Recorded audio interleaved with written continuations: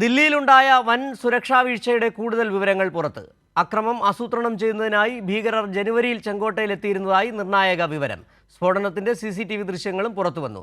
സ്ഫോടനം നടത്തിയ കാറിൽ ഉണ്ടായിരുന്നത് 70 കിലോ അമോണിയം നൈട്രേറ്റ്. അന്വേഷണത്തിനായി NIA ADG വിജയ് സാക്കറയുടെ നേതൃത്വത്തിൽ 10 അംഗ സംഘത്തെ രൂപീകരിച്ചു. ദില്ലി സ്ഫോടനത്തിൽ അന്വേഷണം ഊർജിതമാക്കിയിരിക്കുകയാണ് NIA.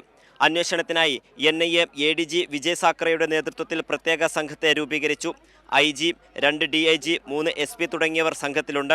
സ്ഫോടനത്തിലെ ജയ്ഷെ മുഹമ്മദ് ഭീകര സംഘടനയുടെ പങ്കും NIA പരിശോധിക്കും. അന്വേഷണത്തിന്റെ ഭാഗമായി ജമ്മു കശ്മീർ പോലീസിൽ നിന്നും ദില്ലി പോലീസിൽ നിന്നും NIA വിശദാംശങ്ങൾ തേടി. ഫരീദാബാദ് കേന്ദ്രീകരിച്ചുള്ള അന്വേഷണവും പുരോഗമിക്കുകയാണ്. അതേസമയം സ്ഫോടന സ്ഥലത്തെ CCTV ദൃശ്യങ്ങൾ പുറത്തുവന്നു. സ്ഫോടനം നടന്ന സിഗ്നലിലെ പിൻവശത്തുള്ള CCTV ദൃശ്യങ്ങളാണ് പുറത്തുവന്നത്. സ്ഫോടനം നടന്നയുടനെ CCTV ക്യാമറകൾ പ്രവർത്തനരഹിതമായി. സമീപത്തുള്ള മറ്റു CCTV കേന്ദ്രീകരിച്ചുള്ള അന്വേഷണവും പുരോഗമിക്കുകയാണ്. അതേസമയം ദില്ലിയിൽ ഫരീദാബാദ് ഭീകരസംഘം സ്ഫോടനങ്ങൾക്ക് പദ്ധതിയിട്ടിരുന്നുവെന്നാണ് റിപ്പോർട്ട്. റിപ്പബ്ലിക് ദിനത്തിലും ദീപാവലിക്കും ആക്രമണങ്ങൾക്ക് പദ്ധതിയിട്ടിരുന്നുവെന്നും ജനുവരിയിൽ ഉമറും മുസമ്മിലും ചെങ്കോട്ട പരിസരത്ത് എത്തിയിരുന്നുവെന്നും പോലീസ് കണ്ടെത്തി. നിലവിൽ അറസ്റ്റിലായവരെ ചോദ്യം ചെയ്തു വരികയാണ്.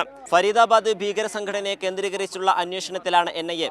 കൂടുതൽ CCTV ദൃശ്യങ്ങൾ കിട്ടുന്നതോടെ അപകടത്തിന്റെ കൃത്യത വരുത്താനാകുമെന്നും NIA ചൂണ്ടിക്കാട്ടുന്നു.